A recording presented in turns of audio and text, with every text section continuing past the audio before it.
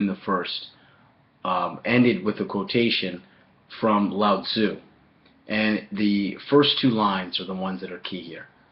And Lao Tzu writes, "Always without desire we must be found. If its deep mystery we would sound." In response to Lao Tzu's call for us to hear the sound of the deep mystery, we recall what we said earlier on about evocative speech as the striking of the keynote that attunes us to listening. To be struck with wonder is to be enchanted. Evocative speech is an enchantment. It is thus a kind of celebratory song, a singing or intoning. The saying of evocative speech intones, strikes the keynote, the words that transport us beyond what is to that which is not yet. Herein is the hermeneutic horizon of possibility, the condition of learning, the location where not a thing is, emptiness, possibility.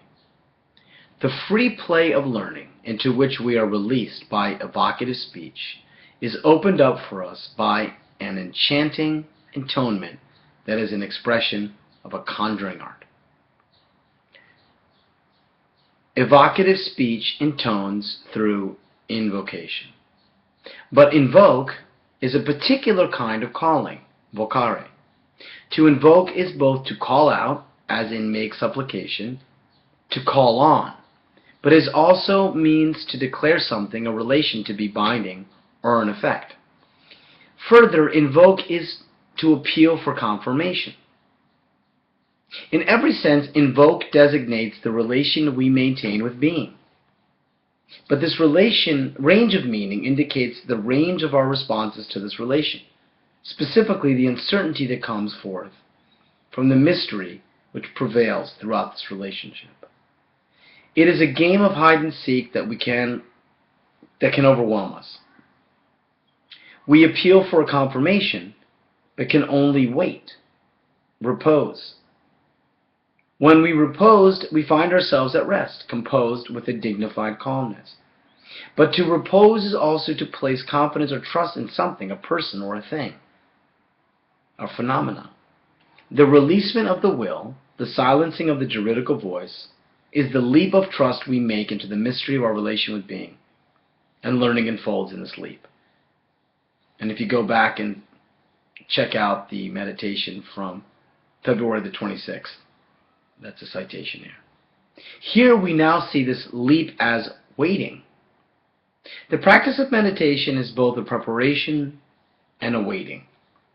But the waiting we identify here is the very releasement into the openness of the open region, the reception of the ineffable. Quote, the teacher says, from Heidegger's Conversation Along a Country Path, "In waiting we leave open what we are waiting." The scholar, why? Teacher, because waiting releases itself into openness. Unquote. This waiting identifies the attunement of the sage as the authentic learner, as the one who is most open and thereby steadfastly comported in painstaking listening. To be steadfastly hearing is to receive the appeal of language, that appeal which compels the silencing of the juridical voice that speaks with the discourse of calculative thinking. To renounce this voice is to announce the arrival of poetic phenomenology, the imaginative hermeneutical speculation that understands all saying to be always already under examination, in play, up for discussion. This announcement signals the demise of the definitive, the final, the totalizing synthesis, and identifies the mortality of human communication. This announcement is a welcoming response to the gathering directive of the Word, which compels us to take up the true path of learning. To take this path is to be guided by the directive that indicates the mortality of human speaking and thereby reminds us that our speaking is essentially poetic, which is to say, always indicative, always pointing or showing or conveying. To understand the truth of human communication is to grasp the mortality of language. Such an understanding is reflected in the communicative performance that is always aware of its mortality, of its indicative character, which is always understanding itself as representative. To be representative is to show an image. The understanding of language's mortality is first learned in the shelter of schooling, where a child is offered images and stories as the primary vehicle of education. The error in education occurs when the poetic is sublated for the calculative, and in later years of schooling, the representative character of language is obscured by the attempt to impose the logic of scientific cognition upon learning. To represent is to, quote, describe, often misleadingly, as having a certain character or quality, and to offer, quote, an example or an embodiment. Representation is, quote, the act of representing or state of being represented, unquote. To be in the grasp of language's mortality is to be a representative of the gathering directive of logos. When the sage speaks evocatively, she conveys the gathering directive, which is to say she represents the beckoning of language. With the practice of meditation, then, the learner is gathered as a representative of the gathering directive. And being gathered, the learner is attuned to the profound and mysterious silence of the ineffable, and thus attuned through painstaking listening to the appearance of that which cannot be named. To be attuned to that which cannot be named is to be released from the reifying gaze of calculative thinking. To be released from this gaze is to be spared, freed into the regioning of openness. Heidegger says that which regions shelters the region of openness and preserves the freedom of letting be. This process of regioning, this gathering of openness, of freedom, can only be indicated by poetic dwelling. And, quote, probably it can't be represented at all, insofar as in representing everything, it has become an object that stands opposite us within a horizon, unquote.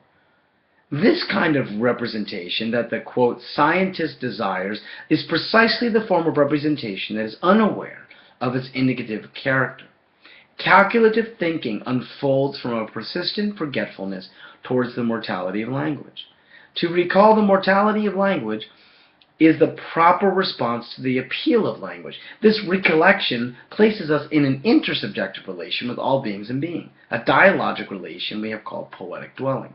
To be in this kind of relation is to recognize the other as an other subject, and thereby to recognize differentiation without opposition and reification. When we find ourselves in a dialogic relation, we stand in relation to another subject who calls to us and to whom we submit our saying. In this reciprocal exchange, we are entrusted by and to the other. When we submit ourselves to the other, we entrust them to represent what we have said, and in this representation, we become estranged and turned around. And I'm citing here the meditation from the 21st of April. Representation as a recalling of the originary beckoning of language does not entail objectification. Rather, when understood as the enactment of responding, representation is the reception of the other as another subject, and is therefore the re-establishment of relationality. To represent is to offer again the gift of teachability. Representation is a recollection. Thus, when we say representation, we should have in mind poetic saying, or the evocative saying, that unfolds from the awareness of mortality, the indicative character of human communication. This awareness, however, is maintained and bolstered by meditative practice that conditions the learner to be first and foremost one who listens. To be essentially a hearer is to be one who has submitted oneself to one who waits upon the call of the other. With meditation, we practice hearing. And that's how it ends the second day of June.